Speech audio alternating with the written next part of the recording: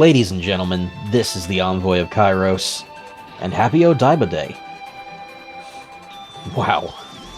To think this franchise has been going for 25 years. I've been a fan of Digimon for most of my life. The first episode I ever saw was, luckily enough, the first episode of the original Digimon adventure, when I happened to get up early before school and found it on TV. It may have been the watered-down 4Kids version, but my mind was blown by that one episode, and I never turned back. When the first movie premiered in the US, I watched it in theaters, and Omnimon, whom I now know is truly called Omegamon, was the coolest thing I'd ever seen, and still is genuinely one of the coolest things in the franchise.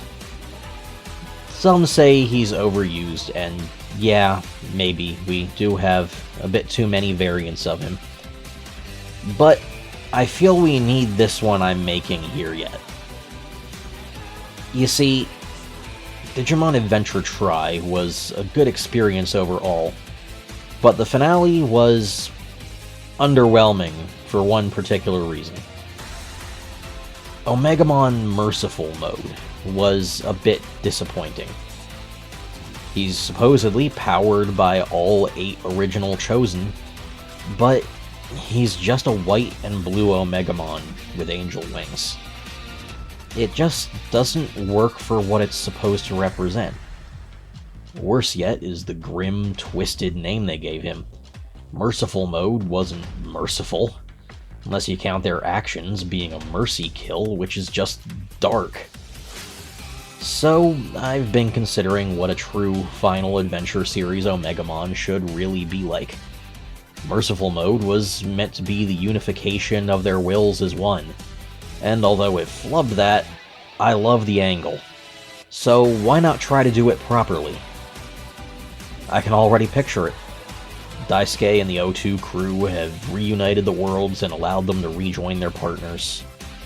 But something lurking in the darkness between worlds uses the open gate to slip in and corrupt everyone. Everything, piece by piece. A threat that starts small but grows quickly and acts fast. Much like a Kuromon invasion that can affect physical matter, and an end result far more devastating than Armageddon. Their world is seemingly doomed, and the 8 chosen by the Crests reunite to save it. Individually, they lack the strength to win. Omegamon fails, bond forms get close but don't quite cut it. Eventually, they merge everyone at the peak of their power, and the end result is what I call Omegamon Verdict Mode. The opponent has done unspeakable things. Killing them here in their world ensures it can never reincarnate, and now they genuinely agree they don't deserve that chance, and must be struck down with all their might. Omegamon Verdict Mode comes in 5 flavors. There's the Classic Mode, what I call Comrade's Verdict, wielding the traditional sword and cannon combo. Next, there's Selfless Verdict, combining the arms of Rosemon and Hoomon. The Earnest arm wields a thorn whip that can stiffen into a rapier, much like Rosemon's own. The Enamored arm wields a crossbow that fires a Native American-style arrowhead on a chain, made from the bird god's diamond tail feathers. Third, we have the Elder's Verdict, combining Heracles Kabuterimon and Vaikmon.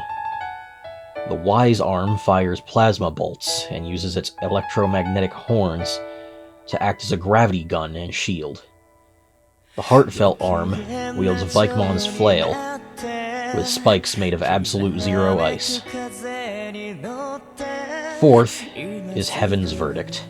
They wield much the same sword and gun combo as Classic, but the Radiant Arm's gun is rapid firing with quick, searing lasers, functioning much like Holy Dramon's attack dubbed Apocalypse, while the Granting Arm's sword is larger, stronger, but lacking in speed.